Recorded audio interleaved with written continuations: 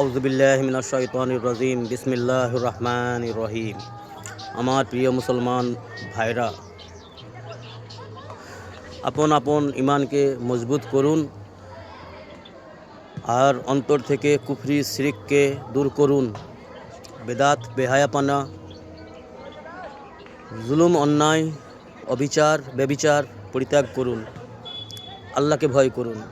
আল্লাহ আমাদের তৌফিক দান করুন, আমিন। ও আমার মুসলমান প্রিয় ভাইয়েরা, মা বোনেরা, হযরত আবু হুরায়রা রাদিয়াল্লাহু তাআলা আনহু হইতে হাদিসটি বর্ণিত আছেন। হাদিসে কুদসির মধ্যে রাসূলুল্লাহ সাল্লাল্লাহু আলাইহি ওয়াসাল্লাম ইরশাদ করছেন, আল্লাহ তাআলার ইরশাদ, আল্লাহ সুবহানাহু ওয়া তাআলা বলেন, আদম সন্তান আমাকে মিথ্যাবাদী সাব্যস্ত করে।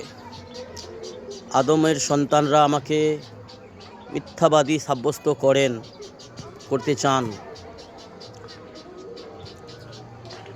যেটা আদমের সন্তানের জন্য কখনো উচিত নয়।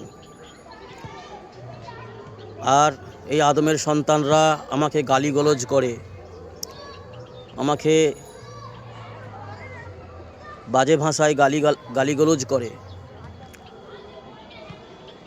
তো আল্লাহ সুবহানাহু ওয়া তাআলা এটাকে অর্থ করে আমাদের বুঝিয়েছেন, আদমের সন্তানরা আমাকে মিথ্যাবাদী সাব্যস্ত করে, অর্থাৎ এই আদমের সন্তানরা বলে যে মৃত্যুর পর আমাদেরকে কে জীবিত করবে, কিভাবে করবে। অর্থাৎ পুনরায় আল্লাহ পাক আমাদের জীবিত করবেন, এই বিশ্বাস যারা রাখেন না এবং এই বিষয়ে যারা নোংরা চিন্তা চেতনা মাথায় রাখেন, তাদের উদ্দেশ্য করে আল্লাহ বলছেন, আদমের সন্তানরা আমাকে মিথ্যাবাদী সাব্যস্ত করে। অর্থাৎ আল্লাহ রাব্বুল আলামিন আমাদের পুনরায় আমাদের জিসমে রূহ দেবেন, পুনরায় কিয়ামতের ময়দানে উঠাইবেন এবং আমাদের কৃতকর্মের হিসাব নেবেন এবং আমাদের কৃতকর্মের পাওনা দেবেন, বদলা দেবেন।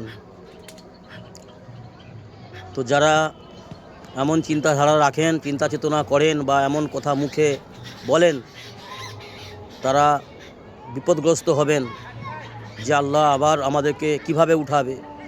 আল্লাহ সুবহানাহু ওয়া তাআলা কোরআনের মধ্যে বলেন, আয় আদম সন্তানরা, আয় আমার বান্দা বান্দি, তোমরা তোমাদের নিজেদের ফিঙ্গারকে তোমাদের কাছে রেখে দিও যদি আমার কথা বিশ্বাস না হয়। আল্লাহ বলছেন, যদি আমার কথা বিশ্বাস না হয় যে আমি তোমাদের উঠাবো, তোমাদের দণ্ডায়মান করে হিসাব নেব, যদি বিশ্বাস না হয় তাহলে তোমাদের ফিঙ্গার, তোমাদের হাতের ফিঙ্গার তোমরা কাছে রেখে দিও। তোমাদের সেম টু সেম তোমাদের চেহারার ফিঙ্গার, ঠোঁটের ফিঙ্গার, চোখের ফিঙ্গার, আঙুলের ফিঙ্গার তোমাদেরকে সেম টু সেম ব্যাক করব, রিটার্ন করব।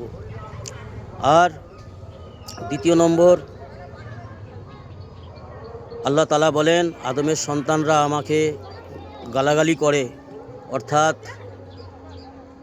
আল্লাহ তাআলার সন্তান আছে, আল্লাহ তাআলার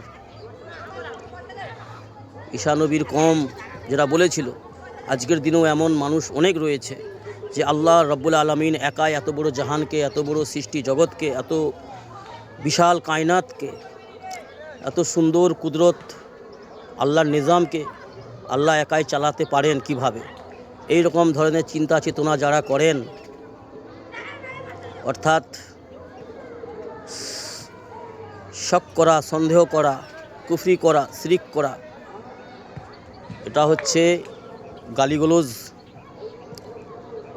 আল্লাহ লা শরীক, আল্লাহ সুবহানাহু ওয়া তাআলা বলেন, লাম ইয়ালিদ ওয়া লাম ইউলাদ, আমি কারো আওলাদ নই, আমার কেউ আওলাদ নেই। অর্থাৎ আমার কেউ মাতা পিতা নেই, আর আমি কারো মাতা পিতা নই, আর আমার সমকক্ষ, আমার সমতুল্য কেউ নেই। অর্থাৎ আমার বন্ধুরা,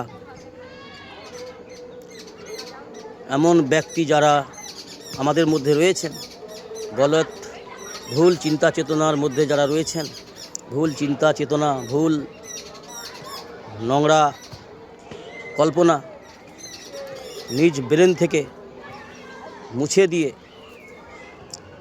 আমাদের ধ্যান ধারণা, আমাদের চিন্তা চেতনা, আমাদের দেখা, আমাদের শোনা, আমাদের বলা, আমাদের চলা, আমাদের শিক্ষা জ্ঞান এলিম সমস্ত বিষয়ে আমরা দুর্বল, কমজোর, বেবস, লাচার, মোহতাজ।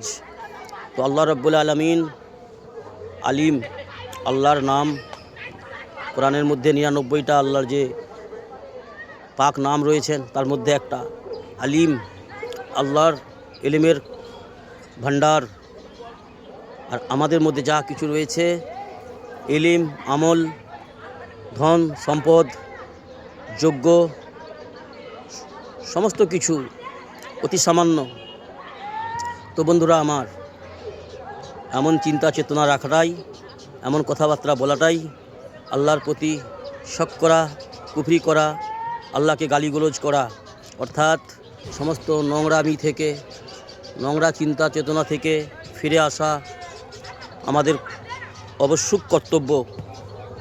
আল্লাহ আমাদের দ্বীন ইসলামের সহি বুঝ দান করুন এবং দ্বীন ইসলামের সহি ইলম জ্ঞান হাসিল করার তৌফিক দান করুন এবং সহি ইলম ও জ্ঞান মোতাবিক নেক আমল করনেওয়ালা বানিয়ে দিন। আল্লাহুম্মা আমিন। আসসালামু আলাইকুম আমার মুসলমান বন্ধুরা, ভালো থাকবেন, সুস্থ থাকবেন। আল্লাহ হাফিজ।